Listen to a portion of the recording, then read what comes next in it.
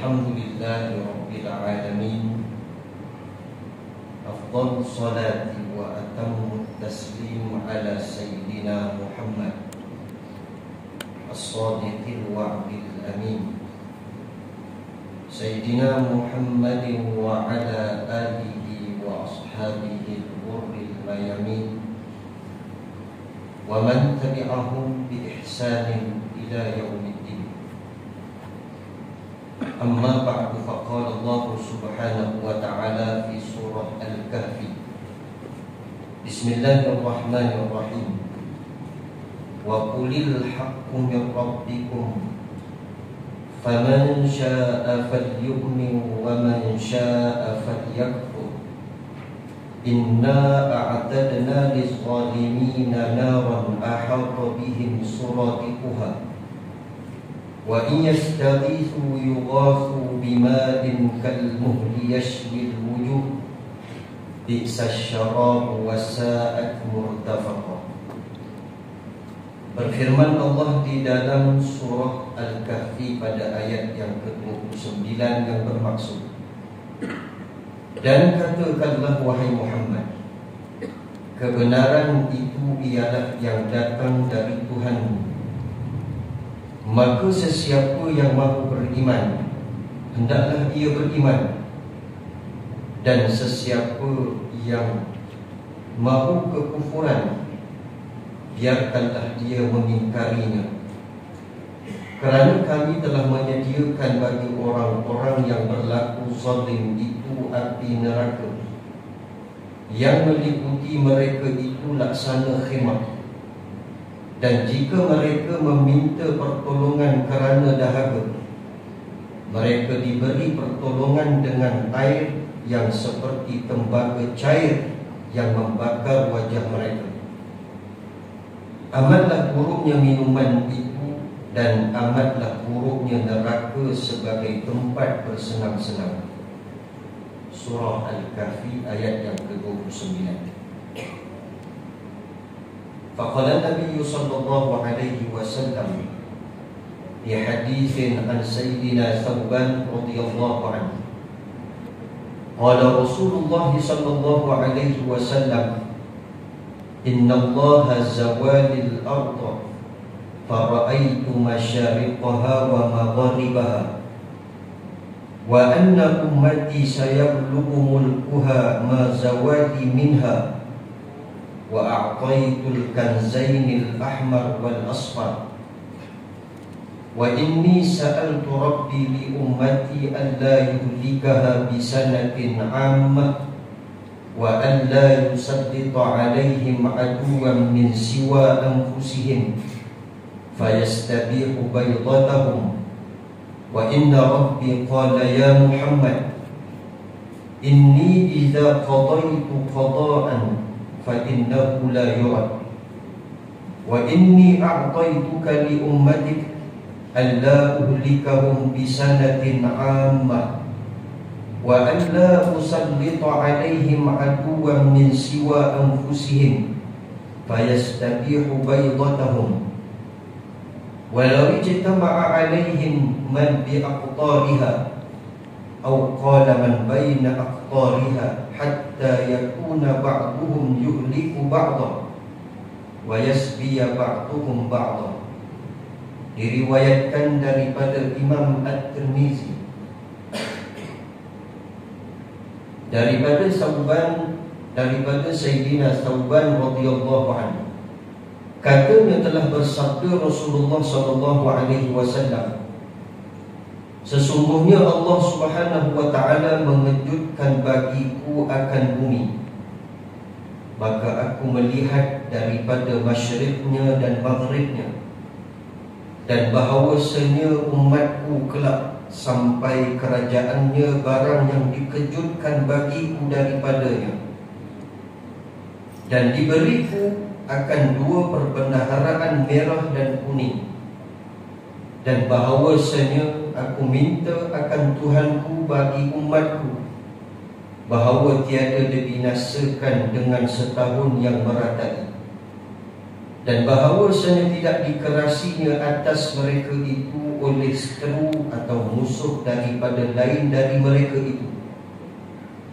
maka memerintah ia di tengah mereka itu. Dan bahawasanya Tuhanku berfirman, ia wahai Muhammad, bahawasanya aku apabila telah aku menghukumkan satu hukum, maka bahawasanya tiada dikembalikannya. Dan bahawasanya telah aku beri kepadamu ke atas umatmu, dan bahawa tidak aku binasakan mereka itu setahun yang meratai, dan bahawasanya tidak aku kerasi atas mereka itu oleh musuh-musuh dari lain dari mereka itu.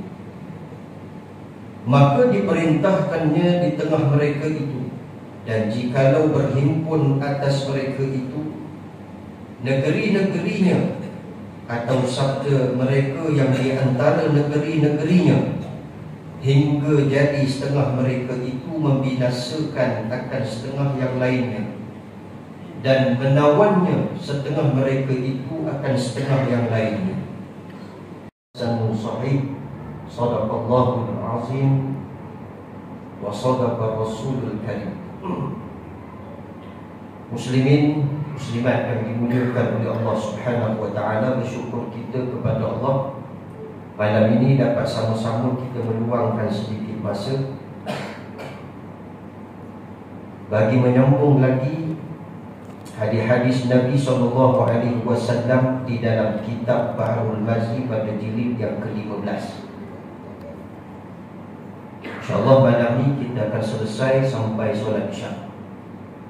Kerana saya ada program selepas ni, dan mungkin saya tidak solat bersama dengan antum solat Isyak.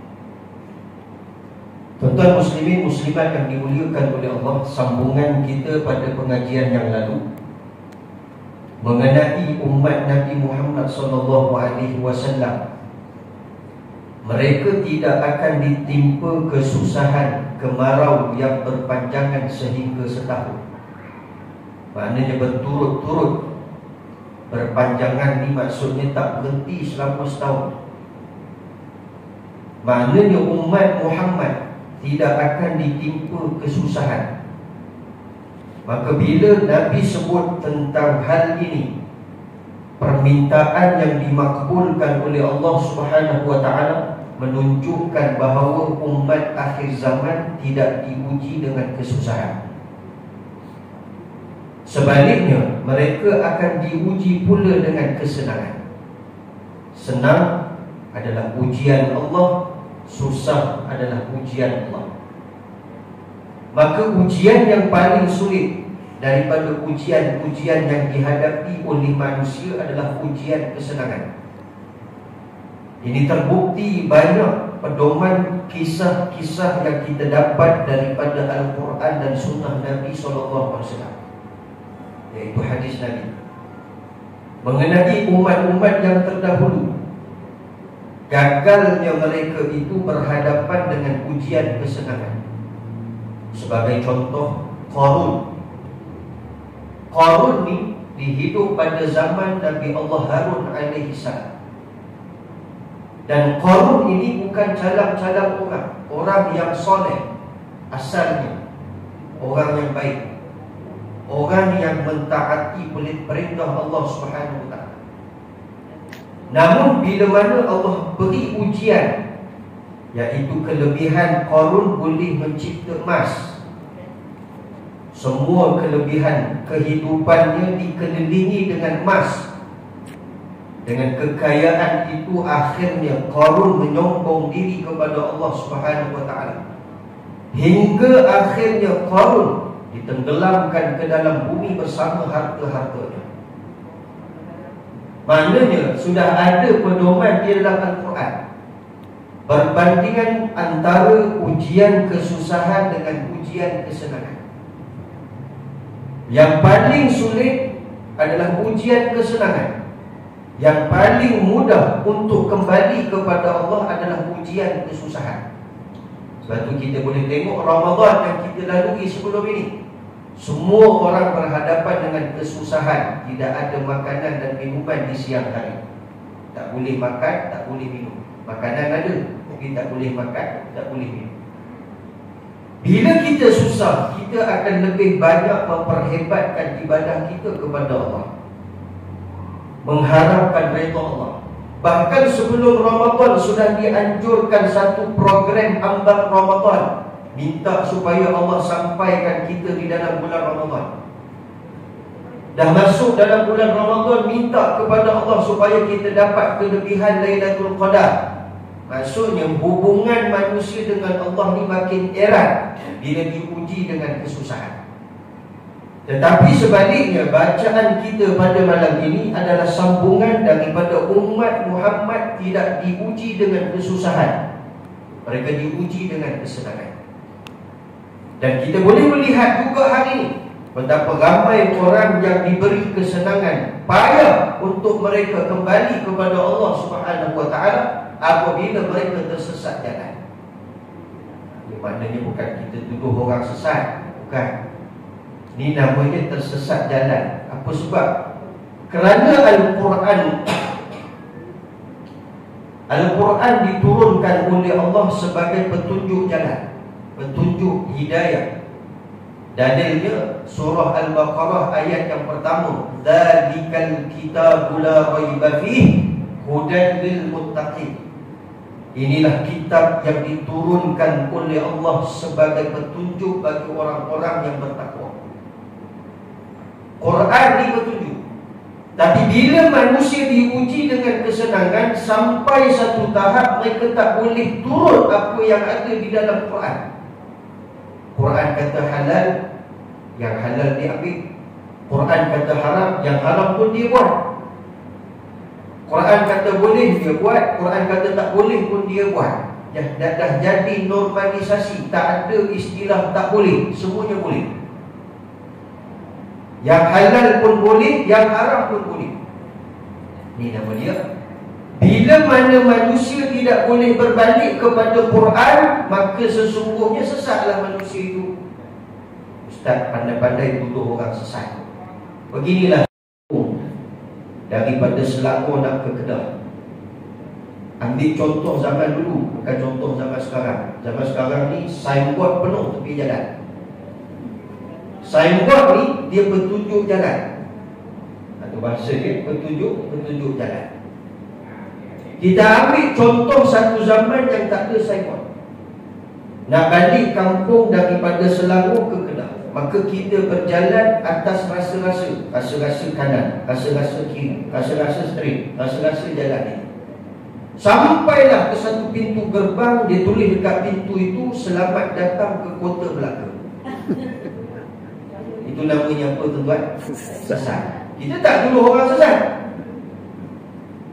Kita tak tuduh orang sesat, tapi itulah namanya sesat. Dia nak balik ke Kedah, tapi sampai ke Melaka. Sebab apa? Sebab dia berjalan tidak menurut petunjuk jalan. Begitulah manusia. Allah turunkan Al-Quran sebagai petunjuk jalan. Masalah yang timbul boleh selesai kalau berbalik kepada Quran dan Sunnah. Tapi manusia kerana kesenangan dan kesombongan yang ada pada mereka, tak boleh balik kepada Quran, maka mereka tersasul daripada jalan yang benar. Ini bahaya. Kadang-kadang kita cakap, Ustaz buat keluar dalil, penunggang agama semua tu. Jadi soalan begini tuan-tuan, hal-hal begini sepatutnya boleh selesai kerana Quran sudah memberi faham kepada kita. Allah sebut apa? Surah Al-Baqarah, Inna dina indallahil Islam. Sesungguhnya agama di sisi Allah itu adalah Islam. Maknanya segala masalah boleh selesai dengan cara Islam. Semua masalah boleh selesai dengan cara Islam. Kenapa? Merujuk dalam ayat ini, Inna din. Kalau tuan-tuan kita tengok pada terjemahan ayat, sesungguhnya agama di sisi Allah adalah Islam. Itu terjemahan ayat. Cuba kita ambil daripada sudut bahasa setiap perkataan yang datang daripada ayat tadi. Din sebagai contoh.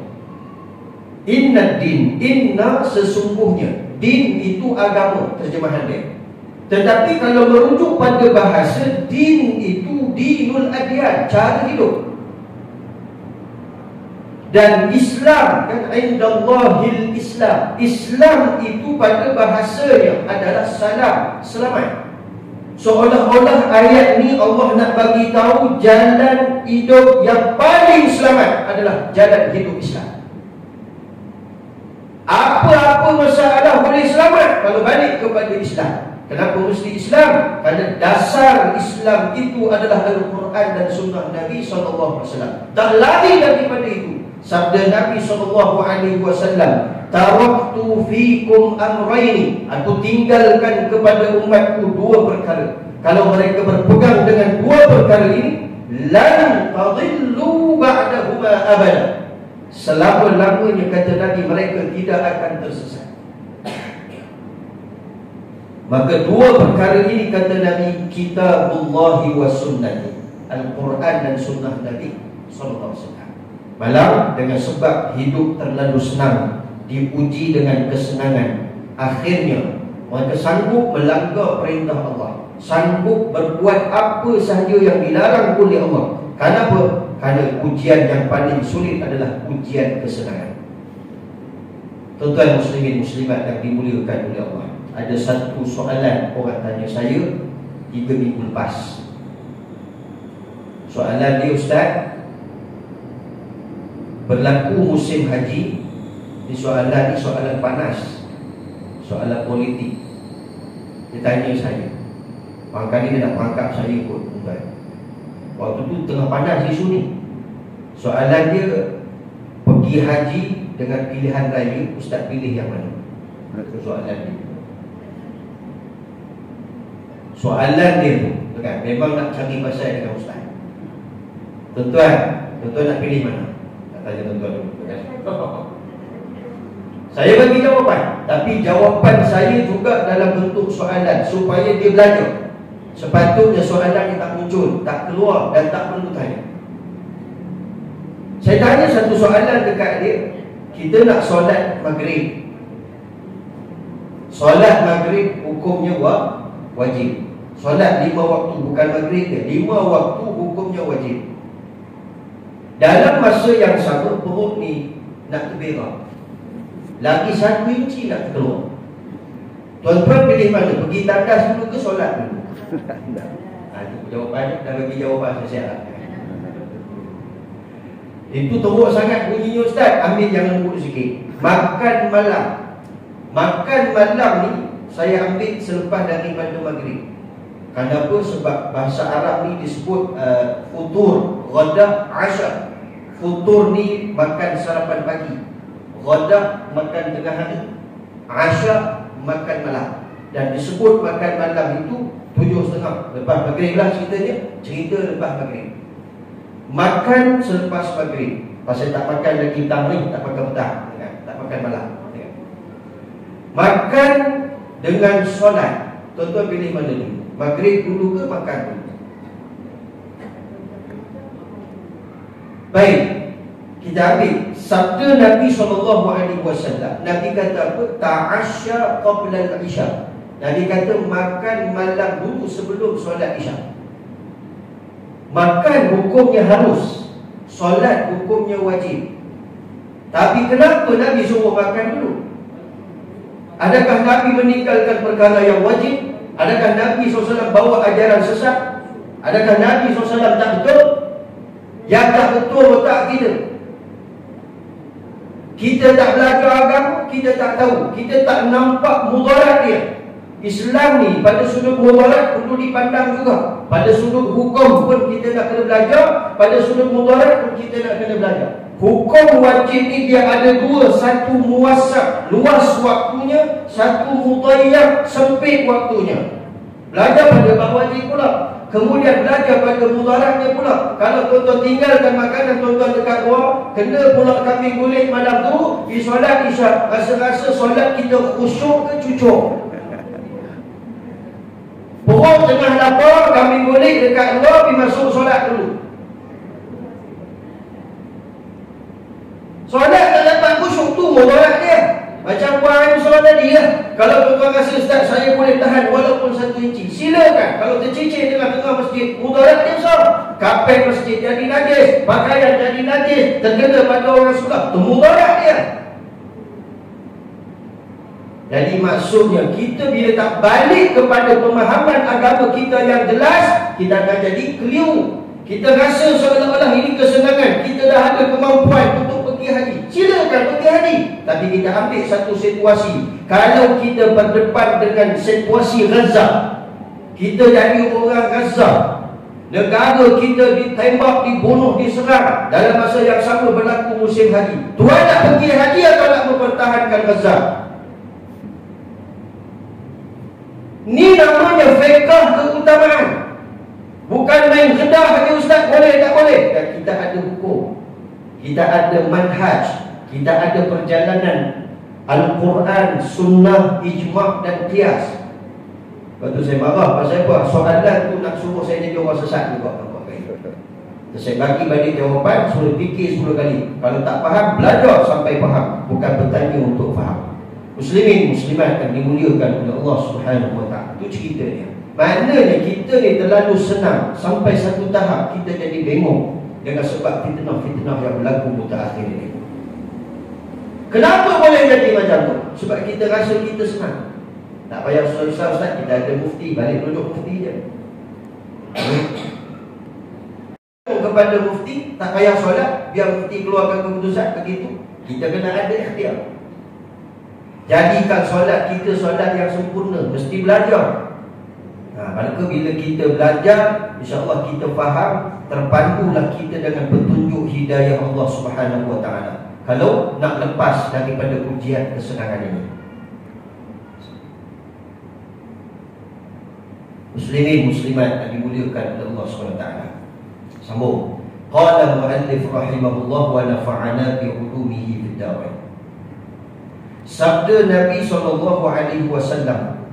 dan bahawasanya telah meminta aku kepada Tuhanku bagi umatku, kiranya tidak dimatikannya akan umatku dengan kelaparan setahun yang meratai semua umatku. Kerana apabila habis mati semua umatku dengan kelaparan setahun, nescaya tiada tinggal di bumi umatku yang Islam memanjangkan agama Islam hingga hari kiamat. Dan tidak jadi banyak umatku lebih banyak daripada segala umat-umat yang terdahulu. Jadi Nabi minta yang pertama kepada Allah supaya Allah tidak menimpakan kemarau yang setahun sampai umat Muhammad mati kelaparan. Seperti mana yang saya sebutkan tadi sebelum ini dalam pengajian hadis daripada Ibn Arati. Patah balik perbahasan yang kita dah baca sebelum ini, Allah Subhanahu Wa Taala tidak akan menimpakan kemarau yang berpanjangan setahun kepada umat Muhammad pada umumnya, tetapi ada setengah-setengah tempat diuji dengan Allah dengan kelaparan. Diuji oleh Allah dengan kelaparan. Walaupun tidak meratai semuanya, tapi ada sebahagian kecil tempat diuji oleh Allah dengan kelaparan. Contoh hari ini. Hari ini kita memang sedang dekat sini, tapi situasi besar yang berlaku di Gaza bukan setakat dibunuh dengan peluru berpandu. Kematian yang semakin meningkat adalah kebuluran dan kelaparan. Situasi Gaza hari ini, untuk maklumat, situasi Gaza hari ini bukan setakat dibunuh dengan kejam, bukan setakat datang peluru-peluru meletupkan tempat kediaman mereka, tempat pelarian mereka atau khemah-khemah pelarian. Sebaliknya mereka juga diuji dengan kebuluran dan kelaparan, sehingga ada yang terpaksa menyembelih kuda belaan untuk makan. Bahkan ada yang sanggup tangkap penyu untuk makan penyu. Ada kebuluran. Gandum-gandum untuk dijadikan tepung terpaksa bergaul dengan pasir supaya boleh makan. Tapi kebanyakan statistik yang kematian yang meningkat hari ini bukan kerana bom, tetapi kerana kebuluran dan kelaparan. Ada, bukan semua tempat, tapi ada ujian itu sampai ke beberapa tempat.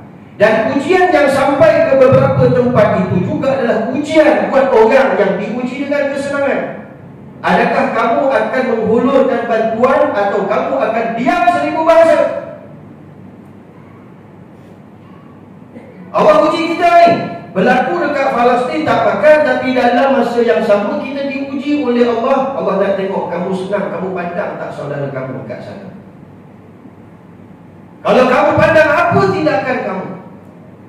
Diam sampai dia terus mati, dia terus tak ada orang dekat sana. Sedangkan hadis Nabi bagi tahu, jangan ditimpulkan kemarau setahun, takut umat aku kalau mati semua, tak ada siapa nak bawa Islam.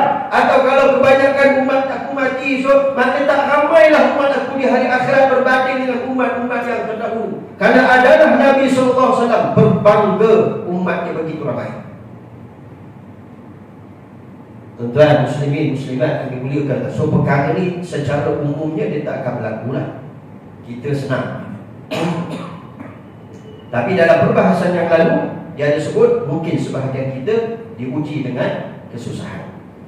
Dan lagi sabda Nabi SAW, telah aku pohonkan kepada Allah Subhanahu wa ta'ala, kiranya tidak diberinya kekuasaan akan musuh muslimin itu boleh memerintah dunia akhirat atas muslimin, melainkan dari diri muslim jua yang dapat memerintah dunia akhirat muslim itu.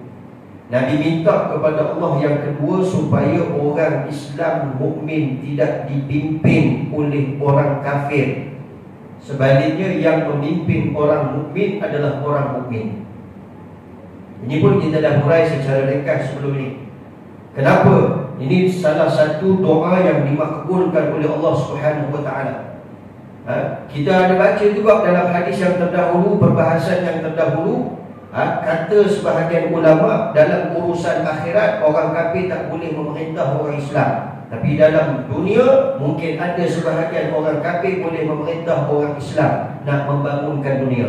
Itu ada. Tapi itu pada sudut perbahasan. Umumnya orang Islam, urusan hal ehwal Islam, urusan orang mukmin, urusan surga neraka, urusan baik buruk halal haram bukan dikontrol oleh musuh-musuh Allah, bukan dikontrol oleh orang Islam, oleh orang bukan Islam, melainkan semuanya itu dipimpin oleh Islam juga. Maka sebab itu raja-raja.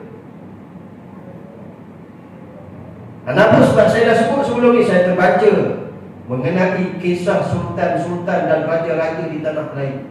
Sekadar baca je lah, tak kaji pun. Kena tanya orang yang berkaji. Raja-raja dan sultan-sultan yang ada di tanah Melayu ni, dulu kita dengar orang selalu sebut ini penyangak-penyangak katanya. Itu fakta tak betul, itu auta.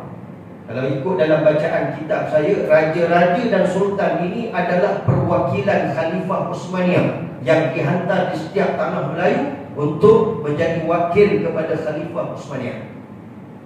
Itu dalam kajian bacaan saya, bukan kajian mengkaji selidik tentang apa yang terlalu detail, bukan. Tapi maknanya orang Islam ni dipimpin oleh orang Islam. Sebab apa? Kalau orang kafir yang memerintah orang Islam, mereka tidak akan membenarkan akidah orang Islam. Saya ulang balik. Sebab itu kita dah baca, bukan saya sebut. Kita dah baca dalam pengajian yang lalu. Tuan-tuan lupa sebab makan lemak sampai 7 petang. Kita peranan balik. Dalam kitab ni ada sebut sebelum ni, orang kafir tidak akan membenarkan akidah. Persoalan yang paling penting kita hidup bukan setakat agama, tetapi akidah. Kita ada 3 serangkai: al-iman, al-islam, al-ihsan. Kita ada iman terkait dengan akidah, kita ada Islam terkait dengan fiqh, kita ada ihsan terkait dengan tasawuf.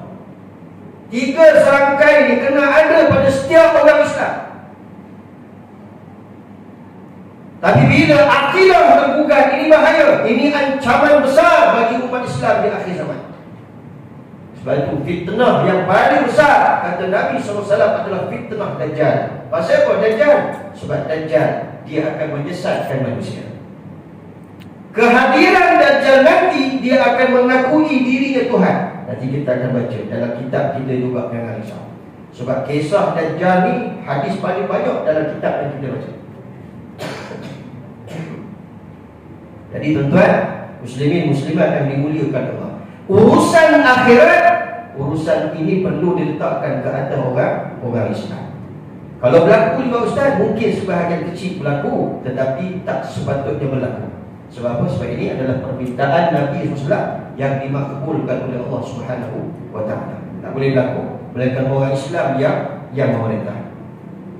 Kerana apabila diberi Allah Subhanahu wa taala kekuasaan demikian itu, maka jadi habis diperintah mereka itu segala negerinya dan akhiratnya. Kalau diberikan kepada orang bukan Islam untuk memerintah orang Islam, habislah dunia akhirat semuanya dikontrol oleh orang bukan Islam.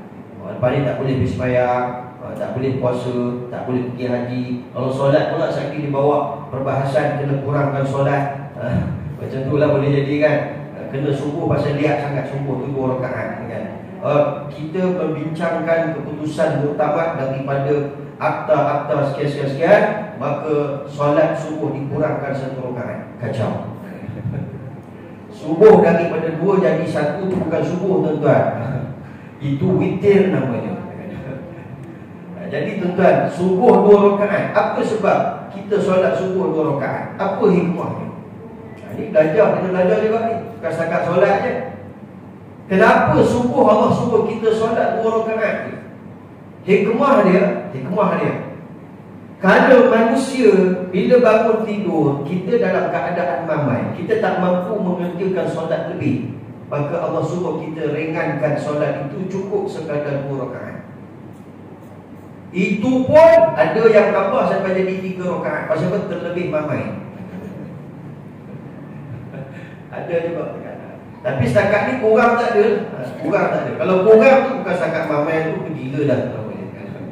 Baik muslimin muslimat yang dimuliakan oleh Allah. Dan lagi sabda Nabi SAW, bahawasanya Tuhanku telah berfirman kepadaku, Hei Muhammad SAW, sesungguhnya aku apabila sudah aku hukum akan satu hukum, maka bahawasanya tidak dikembalikan, yakni tidak boleh dirombak lagi, dan pasti berlaku sebagaimana yang telah aku hukumkan itu, kerana Tuhan yang Esa lagi berkuasa.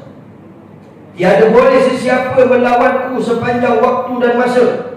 Maknanya Allah Ta'ala jawab balik kepada Nabi SAW, jangan minta lebih-lebih. Aku dah hukumkan satu-satu hukum, sudah ada ketetapannya, maka jangan diubah-ubah ketetapan ini. Itu maksudnya.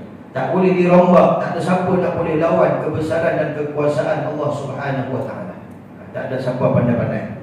Kod raya awal sangat, kod kan, untuk puasa tiba-tiba 26 Ramadan sudah nampak anak bulan. Itu bohong tu. Tuan, jangan buat main. Sekarang ni ada dah macam tu. Dan lagi sabda Nabi SAW,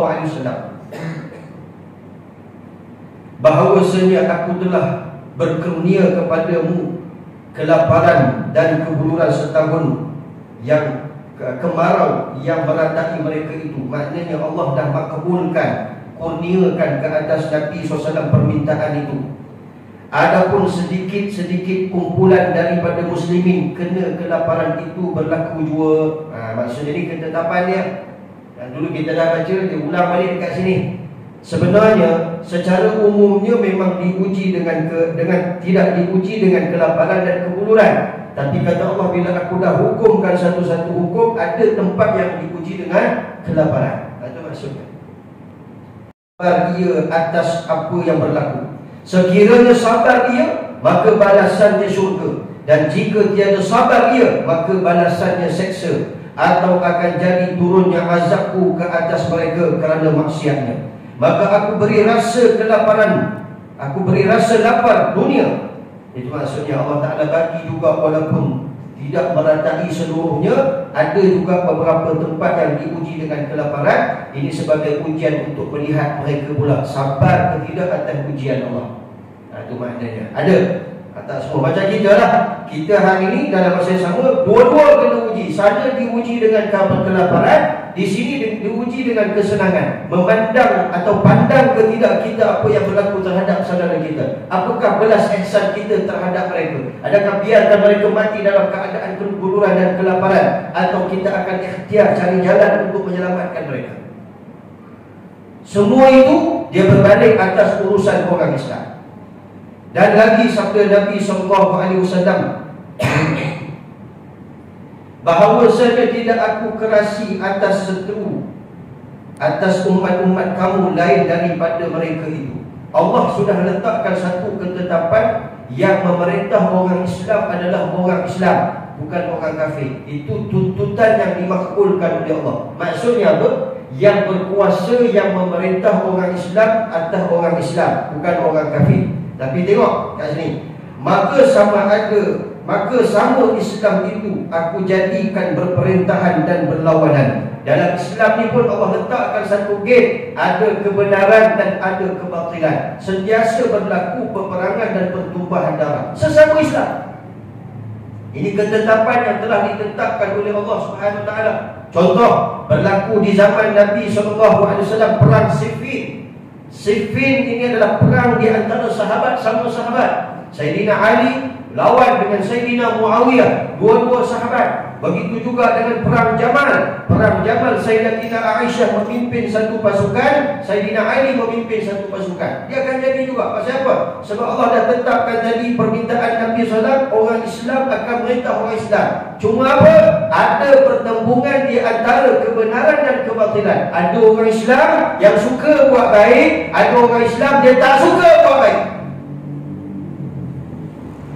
Hak mana yang Allah nak uji? Allah uji dua-dua. Yang buat baik akan dibalas baik, yang tidak berbuat baik akan dibalas dengan apa yang telah dikerjakannya.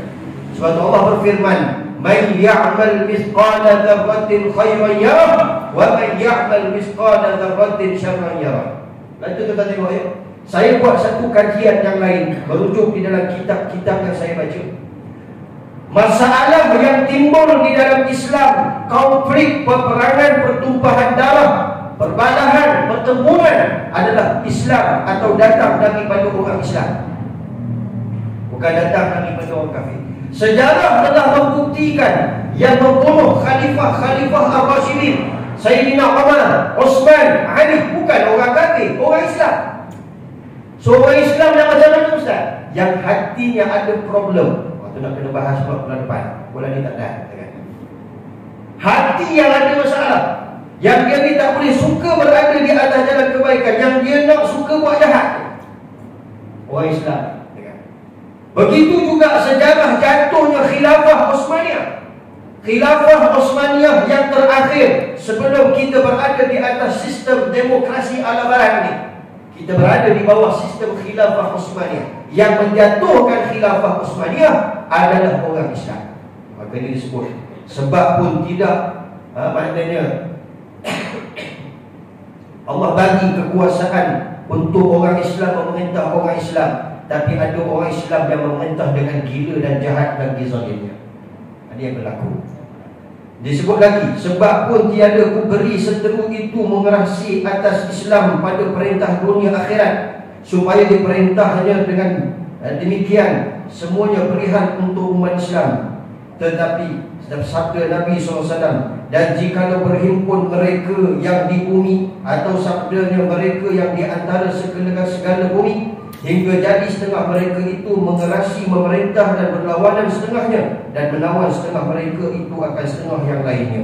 Kata Abu Isa At-Tirmizi, bermula ini hadis hasan dan sahih. Maksudnya berlaku juga pada orang Islam ni kan ada permintaan yang ketiga Nabi SAW, iaitu Nabi minta orang Islam tidak mengerasi sebahagian yang lainnya. Tapi tidak, apa yang berlaku, orang Islam ada yang gila kuasa, ada yang tak gila kuasa. Mudah-mudahan dengan apa yang kita kongsikan pada malam ini ada manfaat untuk kita semua insya-Allah. Dan pada masa akan datang kita akan sambung lagi pada bab yang lain. Wallahu a'lam. Aqulu qawli hadza wa astaghfirullah al-azim li wa lakum. Wassalamualaikum warahmatullahi wabarakatuh.